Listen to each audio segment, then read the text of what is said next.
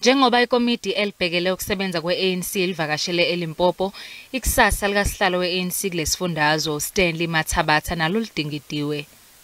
You don't chuck a person out simply because he had political beliefs called mabubes in Nazareth. A person can remain bubes till he dies, is fine. It's his belief, and that belief was defeated in the conference.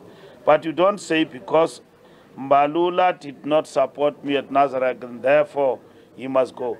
That is not ANC. It means we'll change leaders every conference. As a matter of principle, that cannot happen. You chuck Mbalula because he's underperforming and then he's not available for the job, and that is it. UMbalula uphinde wagcizelela nokuthi amalunga angawenza umsebenzi wawo azodliwa yizembe. I can tell you right now, we are very national leadership. You don't perform, you go. MECs and everybody else, you don't perform, you go. UMbalula uthi sekuyiminyaka eLimpopo ikhungethwe yinkinga yamanzi manje.